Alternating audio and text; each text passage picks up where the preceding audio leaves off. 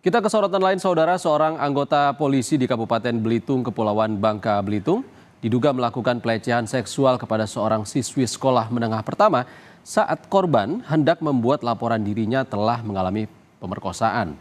Kini anggota polisi tersebut dalam proses hukum oleh pihak polisian. Seorang anggota Polsek Tanjung Pandan, Belitung, Kepulauan Bangka Belitung, diduga melakukan pelecehan seksual terhadap siswi sekolah menengah pertama. Aksi kejahatan oleh polisi ini dilakukan pada saat korban ingin membuat laporan dirinya telah mengalami pemerkosaan. Alih-alih bertanya perihal laporan dari korban, ternyata pelaku berpangkat brigadir ini malah melakukan aksi tindak asusila di salah satu ruang yang berada di polsek tersebut. Peristiwa pemerkosaan terjadi pada 15 Mei 2024 lalu. Korban melaporkan bahwa pengurus panti asuhan tempat korban tinggal telah memperkosanya selama rentang waktu 2 tahun. Korban baru memberanikan diri untuk melapor setelah mendapatkan kesempatan untuk keluar dari panti asuhan. Namun bukannya mendapatkan perlindungan, korban malah mengalami pelecehan oleh anggota polisi. Korban pun langsung melaporkan hal ini ke petugas Komnas Perlindungan Perempuan dan Anak Bangka Belitung. Dan pihak Komnas PPA pun melaporkan ke Polres Belitung. Tentang yang Belitung. Iya. Itu dalam proses ya. Iya, itu dalam pidana dan dalam kode etik ya. Oh yes. Saat ini, anggota polisi yang menjadi pelaku pelecehan seksual tersebut menjalani proses hukum kode etik dan akan dikenai pasal tentang perlindungan anak dengan ancaman 15 tahun penjara.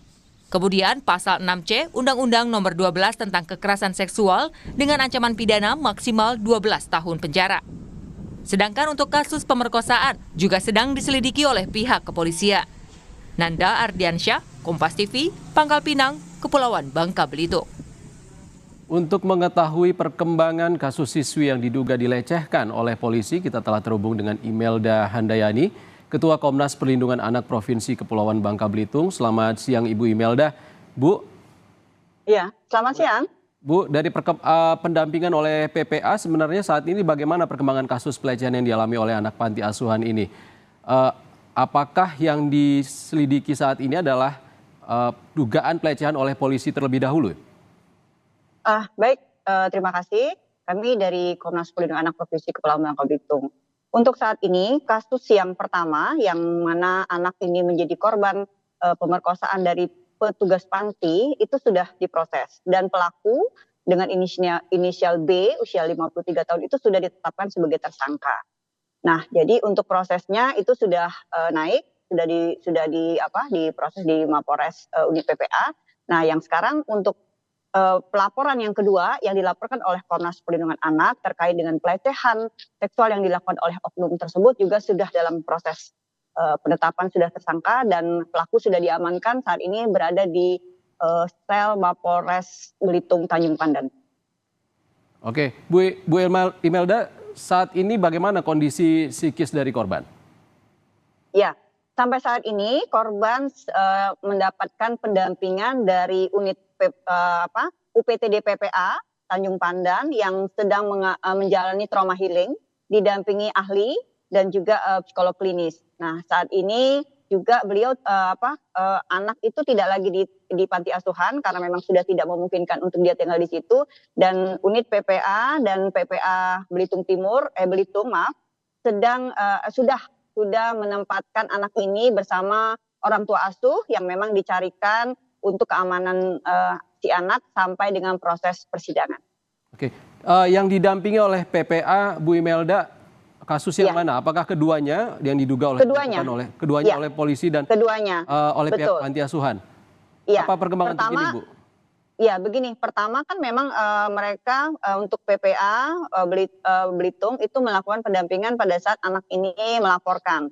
Nah, memang setelah beberapa hari anak ini baru cerita bahwa dia juga mendapatkan pelecehan seksual pada saat dia ingin melapor di Polsek ya Tanjung Pandan. Nah, akhirnya karena memang kita sama-sama berkoordinasi, bermitra dengan PPA Belitung, ini juga menjadi pendampingan kami dari Komnas Perlindungan Anak.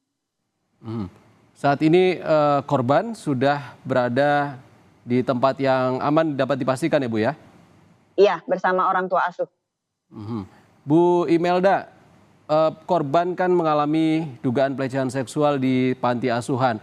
Dari Komnas PPA sendiri, apakah ada penyelidikan lebih lanjut? Kemungkinan ada korban lain selain korban di sana? Iya, jadi memang kasus ini luar biasa menyedihkan untuk anak, di mana anak yang dari kecil dititipkan di panti itu, tetapi dia mendapatkan kekerasan seksual itu selama rentang waktu 2 tahun dari dia kelas 6 SD sampai dengan kelas 2 SMP. Nah, untuk penyelidikan lebih lanjut kami menyerahkan kepada unit PPA Polres karena memang, dalam proses penyidikan juga, tetapi yang kami dampingi adalah korban yang memang berani melapor, berani speak up berbicara dengan kami, dan itu sedang dalam proses penyidikan juga terhadap panti tersebut. Mhm.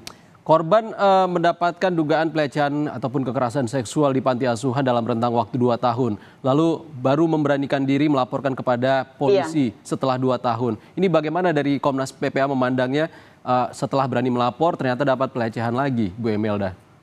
Iya, memang menyedihkan sekali. Ini menurut kami benar-benar extraordinary crime, kejahatan yang luar biasa. Nah, sebagai anak mungkin dia sudah merasa tidak tahan lagi gitu ya dengan perlakuan yang dia dapat di panti asuhan. Akhirnya dia memberanikan diri, kemudian kita tahu kronologisnya dia cerita dengan teman-teman sekolahnya ya, dengan kelompoknya.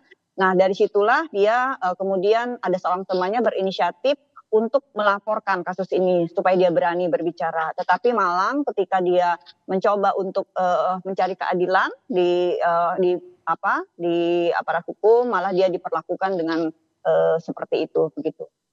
Bu Emelda, dalam rentang waktu 2 tahun itu apakah ada ancaman lain sehingga korban baru berani melaporkan setelah 2 tahun mengalami dugaan pelecehan seksual, Bu Emelda? Iya, dari hasil pendekatan kami kepada korban bahwa setiap kali si pelaku itu ingin melakukan kekerasan seksual terhadap dia itu diancam. Jadi diancam tidak boleh berbicara, kemudian juga dalam posisi dia itu dilakukan kekerasan, dalam artian dia dibekap dengan bantal sehingga dia nggak boleh teriak, nggak boleh bercerita. Nah, tapi mungkin itulah si korban akhirnya berani melapor, tidak ada rasa takut lagi mungkin ya, jadi itulah kasus ini bisa terungkap. Oke, Bu Imelda, ke depan apa yang akan dilakukan oleh Komnas PPA untuk mendampingi korban dan memastikan proses hukum 2 kasus ini bisa selesai secara tuntas, Bu Imelda? Ya, kami dari Komnas Perlindungan Anak Provinsi Kepulauan Bangka Belitung mengajak juga bersama-sama untuk mengawal kasus ini. Media juga kami sangat apresiasi ya, karena memang ini untuk kepentingan hak anak juga. Jadi kami berharap ini kami kawal terus.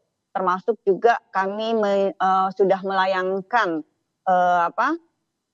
permohonan kepada LPSK agar anak ini juga dilindungi, dan tentu saja kami juga berharap ada restitusi untuk si anak ini. Jadi untuk ke depan Komnas Perlindungan Anak yang memang selama ini komit dengan hak-hak anak yang tercederai, kami merasa bahwa butuh dukungan semua masyarakat, semua elemen masyarakat untuk bersama-sama mengawal kasus ini, dan anak juga mendapatkan haknya, keadilannya. Masa depannya juga masih panjang, kami berharap juga anak ini tetap ada kesempatan untuk bersekolah ya, jadi jangan sampai terputus karena itu hak dasar anak juga. Intinya kami dari Komnas siap untuk mengawal kasus ini sampai dengan tuntas dan mendapatkan keadilan yang sebenarnya. Baik, terima kasih Imelda Handayani, Ketua Komnas Perlindungan Anak Provinsi Kepulauan Bangka Belitung, sudah berbagi informasi bersama kami di Sapa Indonesia Siang. Terima kasih Bu Imelda.